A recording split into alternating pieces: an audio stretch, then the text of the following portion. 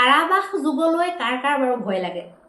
বহুতে কাৰাবাস যুগ বুলি শুনাৰ লগে লগে একদম বিচলিত হৈ যায় আৰু হ'বও লাগে, নহ'বনো কিয়? কাৰণ কাৰাবাস হোৱাটো জীৱনৰ ভিতৰত এটা বহুত ডাঙৰ বেয়া কষ্ট বা বেয়া সময়, যিটো নেকি কোনেও এই জীৱন কালত নিবিচাৰে। আজি আমি আলোচনা কৰিম জন্মকুণ্ডলীত কাৰাবাস যুগ কেতিয়া নিৰ্মাণ হয় আৰু এই কাৰাবাস যুগটো কেতিয়া বেছি ফলীভূত হয় আৰু কেতিয়া সম্ভাৱনা কম থাকে ফলীভূত হোৱাৰ।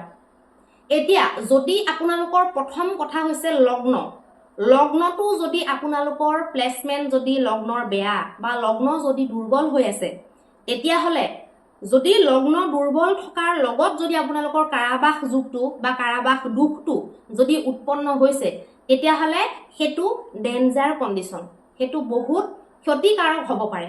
যদি আপোনালোকৰ ধৰি লওক ফৰ এক্সাম্পল এজন জাতকৰ জন্ম লগ্ন হৈছে মিথুন লগ্নৰ মালিক হৈছে বুধ গ্ৰহটো গৈ যদি অষ্টমত বহি আছে ৰাহুৰ লগত বা শনিৰ দ্বাৰা যদি দৃষ্ট হৈ আছে, বহুত বেয়া স্থানত বহি আছে, তেতিয়াহ'লে তাৰ ওপৰতে যদি দ্বাদশ স্থানত সেই জাতকজনৰ শনি কেনেবাকে বহিছে মঙ্গলৰ লগত, বা মঙ্গল আৰু যদি কেনেবাকে কেতু বহিছে, বা সেই জাতক বা জাতিকাগৰাকীৰ যদি শনি আৰু যদি ৰাহু বহিছে, তেতিয়াহ'লে এতিয়া মই প্ৰথম যিটো আপোনালোকক ক'লো যে লগ্ন এতিয়া বেলেগ বেলেগ মানুহৰ বেলেগ বেলেগ লগ্ন হ'ব পাৰে, মই জাষ্ট এটা এক্সাম্পলহে আপোনালোকক দিছো।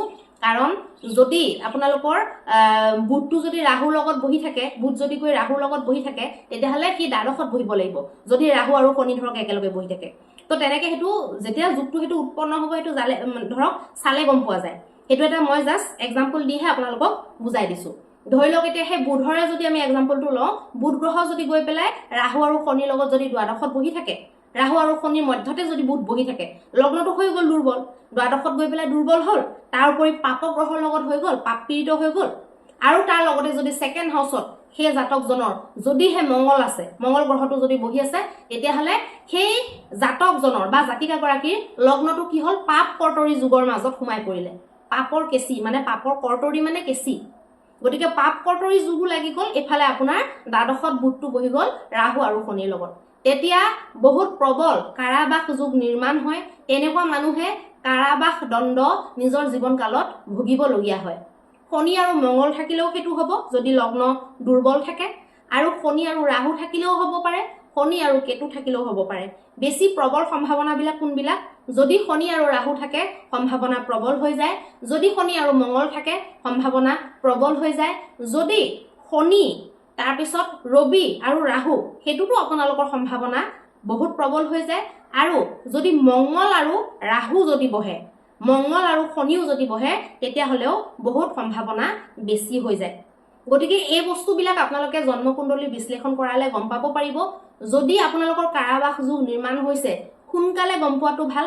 তাৰ হৈ পেলাই ভালকৈ দান দক্ষিণা পূজা পাঠ, আৰু এবাৰ পূজা কৰিয়ে সেইটো হাম নেকাটে। বহুতে কি কৰে, এবাৰ পূজা কৰাই পেলাই হোম কৰোৱাই দিয়ে, তেনেকে নহ'ব। কনষ্টেণ্টলি সেইটোৰ নামত আপোনালোকে সমৰ্পিত হৈ পেলাই কনষ্টেণ্টলি 40 সপ্তাহমান আপোনালোকে কৰিব লাগিব ৰিমেডি। তাৰ উপৰিও আপোনালোকে পূজা বা পাঠ কিবা মন্ত্ৰ শান্তি জপ চপ কৰোৱাব লাগিব। তাৰ পিছত আপোনালোকে বহুত বেছি ক্ষতিটোৰ পৰা বাচিব পাৰিব। গতিকে জন্মকুণ্ডলীত কাৰাবাস যুগটো ক'বলৈ গ'লে এটা অভিশাপ। গতিকে আপোনালোকৰো যদি ঘৰত সৰু সৰু ল'ৰা ছোৱালী আছে, বা ডেকা গাভৰু আছে, বা নতুনকৈ আপোনালোকে বেবী প্লেনিং কৰিছে, বা নতুনকৈ আপোনালোকৰ ঘৰত বেবী এটা জন্ম লৈছে, আপোনালোকৰ প্ৰত্যেকৰে জন্মকুণ্ডলী বিশ্লেষণ কৰাই পেলাই কাৰাবাস যুগটো চোৱাটো বহুত বেছি জৰুৰী। আৰু এজন ভাল মানুহৰ হাতত চোৱাব। মই কোৱা নাই যে মোৰ ইয়াতে চোৱাব, মোৰ ইয়াত যদি চোৱাব পাৰে আপোনালোকৰ নম্বৰ দিয়া আছে। মোৰ বাদেও এনেকুৱা মানুহৰ ওচৰত চোৱাব যাৰ নেকি বিশ্লেষণবিলাক ঠিক, আৰু যি মানুহজন বিশ্লেষণ ঠিক হোৱাৰ লগতে ধৰ্ম নিৰপেক্ষ হয়।